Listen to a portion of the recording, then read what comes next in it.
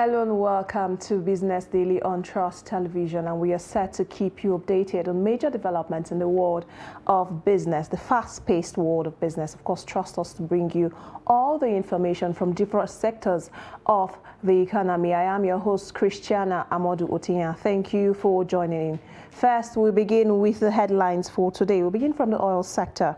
Nigeria's production rises to 1.235 million barrels per day. And asset vandalism, AEDC, Abuja Electricity Distribution Company, decries increased cases across franchise areas. We'll bring you more details, especially from these stories in the Business Roundup segment of the program. I'll take a short break. When I return, it'll be time to go into the stock market. Please stay with us.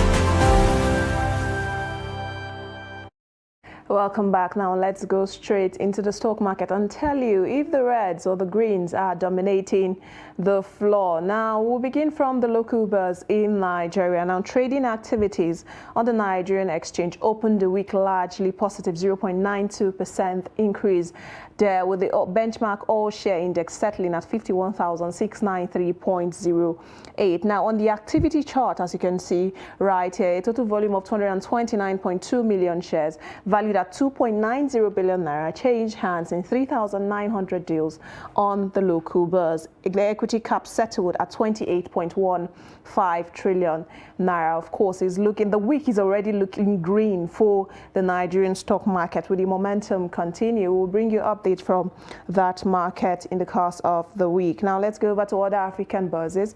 Now we start from South Africa. The JSE is down 0.43%, 78,008, and for Ghana, we are seeing the market largely unchanged, but still staying in the positive territory. Now, investors in South Africa, they are awaiting the release of the South Africa's manufacturing numbers, and this will give insights into the country's economic performance. Going now to Wall Street in the United States, stock futures inched lower Tuesday after the Nasdaq Composite posted a second day of gains. On Tuesday, investors will get wholesale trade data and will be monitoring a speech by the Fed Chair Jerome Powell at a conference in Sweden. Now, the Fed Chairman Jerome Powell is expected to speak at a conference for central banks in Sweden, and that will really be the focus for a lot of market watchers and those that monitor what goes on in the economy. What are going to be his comments, especially as it relates to rate hikes?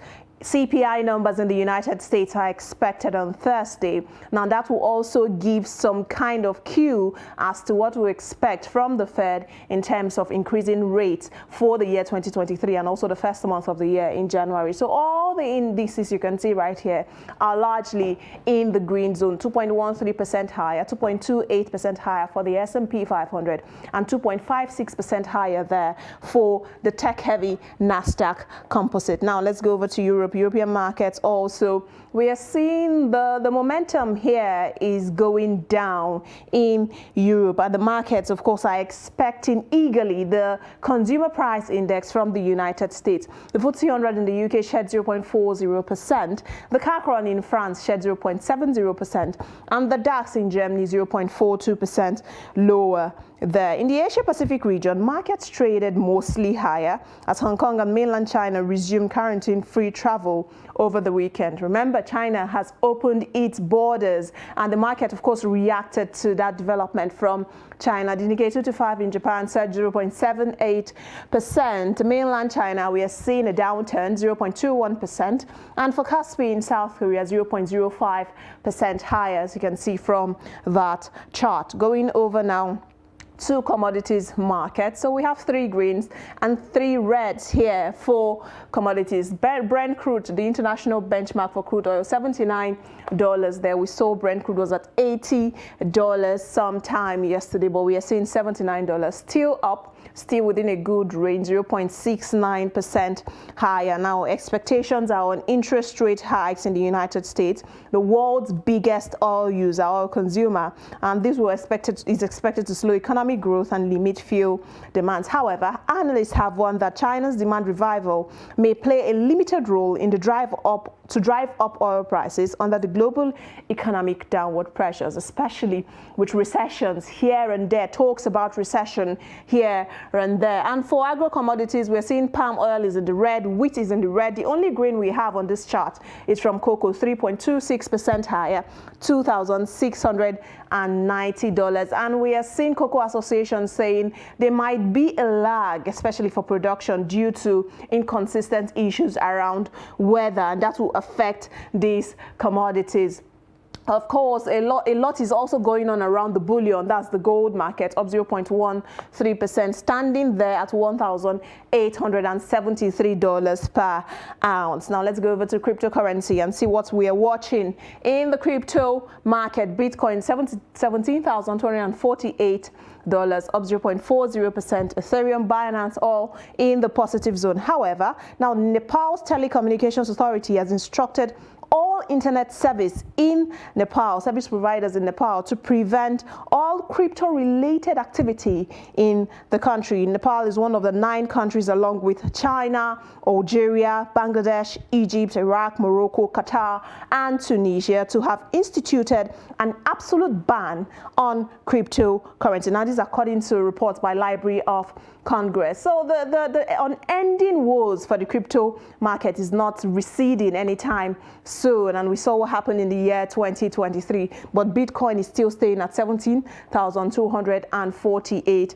Those are the numbers we have for you on the program today. Now let's quickly bring you a roundup of business stories. What's going on in the world of business? Take a listen.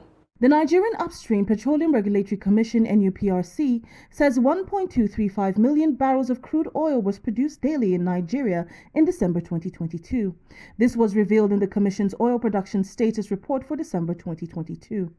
According to the report, the period's blended condensate rate increased to 47,913 from 40,691 in November 2022. Unblended condensate rates meanwhile dropped to 130,400 from 187,799 in November 2022. For December 2022, more crude oil output was added to both blended and unblended condensates, totaling 1.413 million barrels per day. This is a decrease from the rate of 1.414 million barrels per day in November 2022, including crude oil, blended condensates, and unblended condensate. According to specialists in the power sector and consumer advocacy organizations, the recent rise in electricity rates by power distribution firms, as authorized by the Nigerian Electricity Regulatory Commission (NERC), demonstrates how the federal government and DISCOs are mistreating Nigerians. Customers have urged the federal government to direct the power distribution firms to rescind the tariff increase, as it comes at a time of Nigeria's acute economic crisis. Additionally, they claim that power distributors raise the electricity tariff without following the multi-year tariff order's due process requirements. Several condemnations have trailed the development after the high pricing was affirmed by a DISCO last week, despite the industry regulator's silence on the subject. There you have it, a roundup of business stories. Also, in line with giving you a roundup of business stories, let's also state that the cash withdrawal limit of the policy of the Central Bank of Nigeria has taken effect. Of course, some banks in the country did send emails to their customers stating that the cash withdrawal limit policy has taken effect from January 9. The focus on the program today, of course, will be on the electricity value chain. A lot of mixed reactions have trailed the increase in tariff from the month of January, and there's been a lot of kickbacks, especially from consumer protection associations and accountability association. As a matter of fact, Tariff did come out to tell the power regulators to ensure that there's a reversal in the tariff increase, putting the issue around economic hardship in the country in the front burner, and why that shouldn't happen now. I'm being joined on the program today by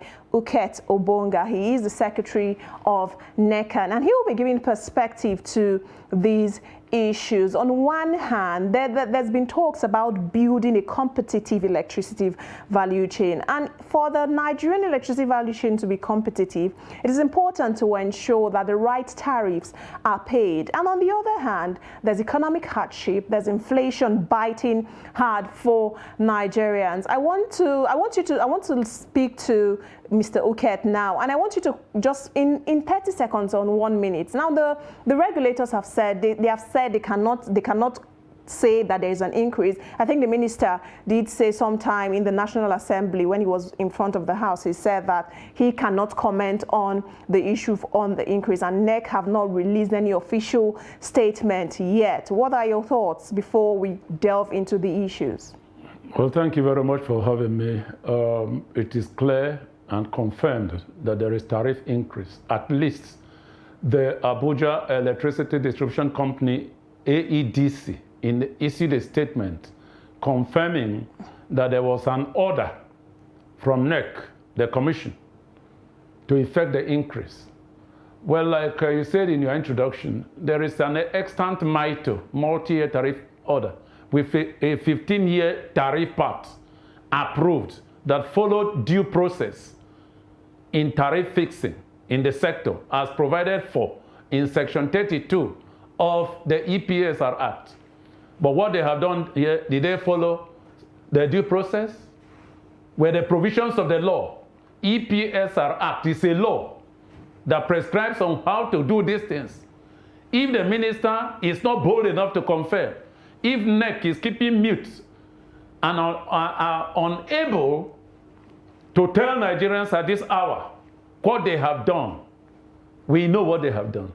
Okay, we'll come to you, Oketo to further clarify some of these issues. We'll continue to monitor a statement from NEC and statement from the ministry with regards to the tariff increase. However, I'll hold my horses here and we'll take a short break. When we return, we'll continue with the conversation. Please stay with us. Now, as part of efforts to support Africa's goal of strengthening... Now, looking at the activity chart, as you can see right here, a total volume of 130. A Boko Haram crisis that at that time was restricted to Yobe. How secure are they? You can see security men with blood. This is the road leading up to the... Really, if you look at English squad, you are looking at EPL, you are looking at their names. You are not looking at...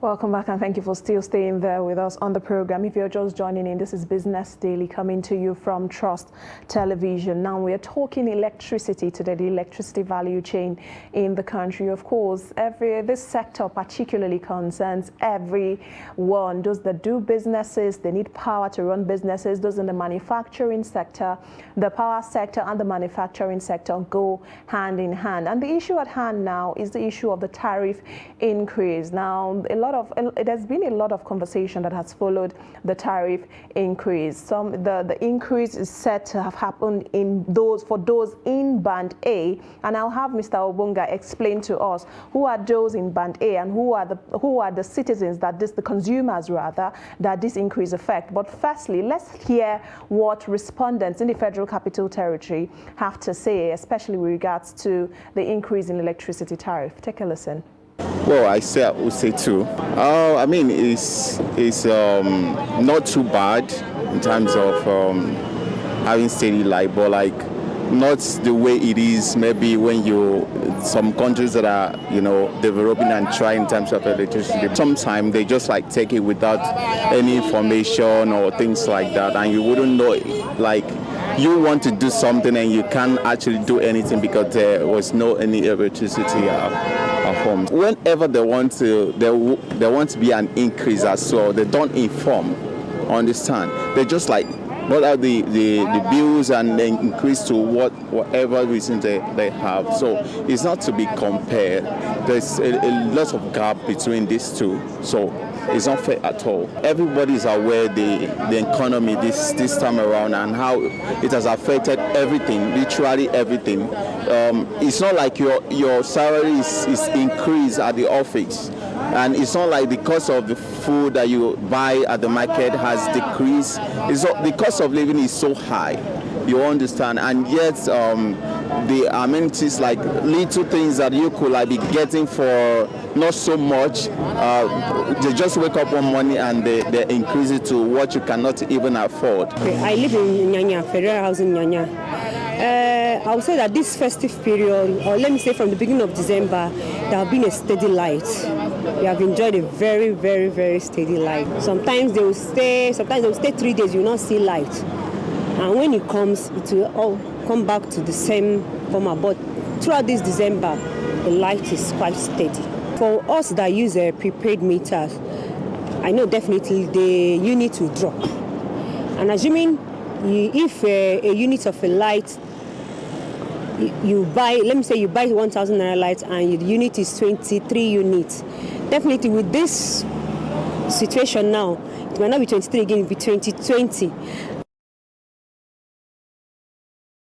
There you have it, Nigerians reacting to the tariff increase and speaking generally on the state of electricity supply.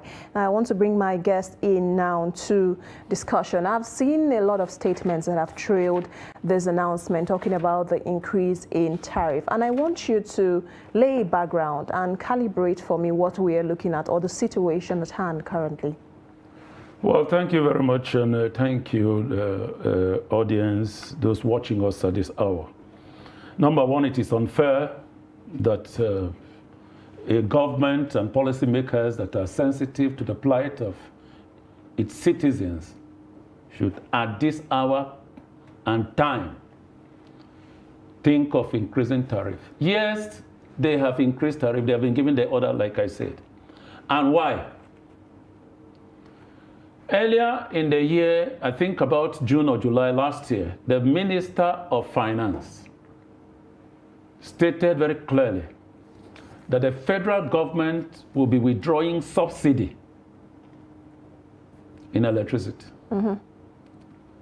And that by the first quarter of 2023, there will be no subsidy. And she repeated that statement when she was making a presentation to the National Assembly. So, what is happening here is the regulator, NEC, giving a blanket check to the discos to charge electricity bills outside the approved multi-year tariff order, and by extension, violating the provisions of Section 32 of the EPSR Act. For crying out loud, you can't, for instance, the National Assembly enacts a law, a bill, and it is signed into law. And now somebody sitting somewhere is now amending a law enacted following due process.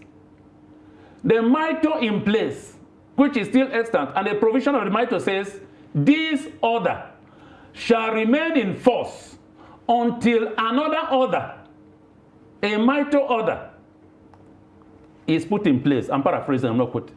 Mm. But we make these laws, we abandon them, we go ahead and do as we please. This is what is happening. Two, it is insensitivity of policymakers in government today who don't bother. We are in a situation where there is high cost of living in all sectors. High cost of foodstuff in the market. High petrol is, nobody knows the current price now. It's only in the city of Abuja and Lagos that you go and buy petrol at 179. Go out there.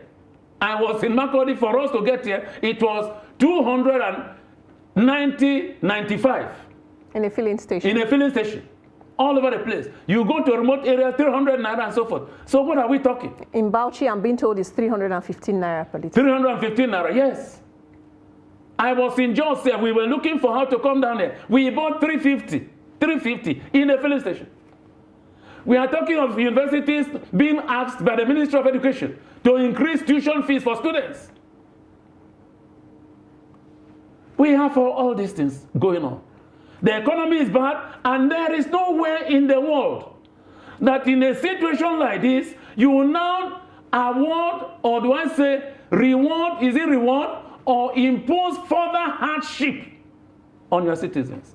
Only in Nigeria that is done this. I want you to look at, I want us to create a diverse scenario now for this situation at hand.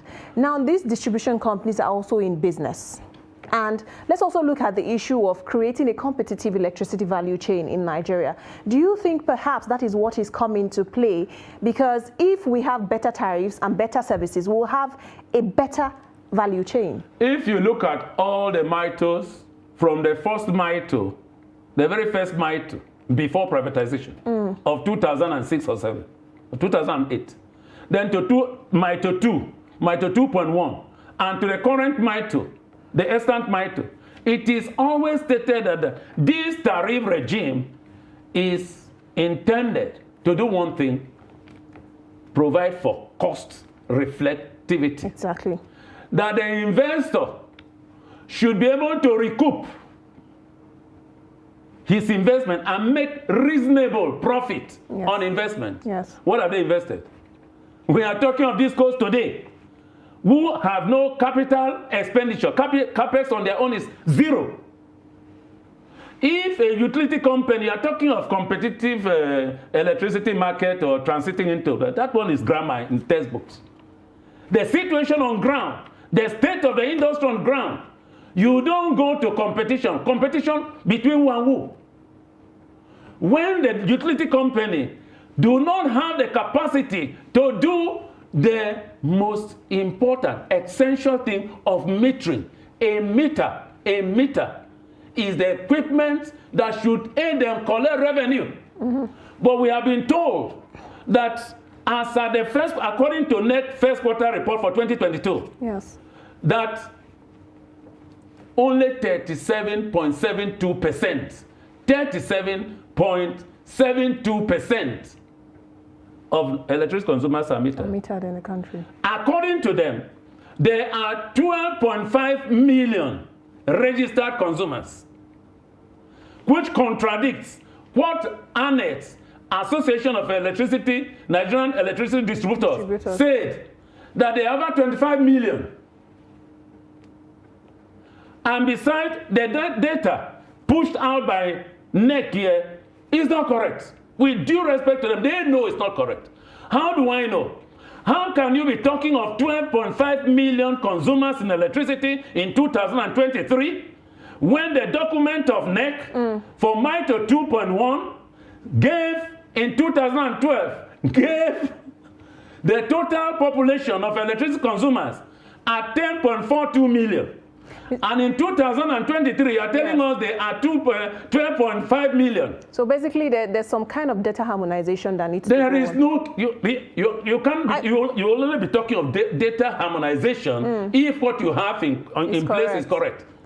I want you to, I see that the NECAN is not happy with this tariff increase. And I see it from you speaking and your body language. I want to know what's the way forward. In Then the federal government, they should reverse it. There is no alternative than to reverse it. Then I use this opportunity to call upon the federal government to reverse it. They shouldn't take Nigerians for granted. Why? According to, please, let Nigerians go to NEC website and read the report, the first quarter report of NEC, quarterly report of 2021. All the parameters, everything there, metering failed, ATC and C failed, 11 discos. The report is more on the negative than it is on the positive. In other words, their performance is not encouraging. So after almost 10 years of privatization. In 30 seconds, I just want to get your closing thoughts. In 30 seconds, I want to get your closing thoughts on how we need to sort this. You have talked about a reversal. If a reversal does not happen, what happens next? See, we are encouraging Nigerians, like Tariff says, yes. and we are in NECA, we are contemplating. We have to go to court to stop this mess. Okay. We have to go to court to stop this mess. Thank you. The government is there for the welfare of the people, not to come and impose hardship. This is what they are doing here. Thank you so much, Uket Obonga. He is the Secretary of NEC, and thank you for coming on the program today to share your thoughts on the increase in electricity tariff. Of course, we'll continue to monitor statements from the regulators, the Ministry of Power and NEC, and we'll bring those statements to you, whatever is said from the regulators to you on Trust Television and on Business Daily. Don't forget, you can get updates on our social media handles, updates of news making the rounds in the polity. I am Christiana Amodu Otinya. Thank you for investing your time with me and continue to stay safe. Bye for now.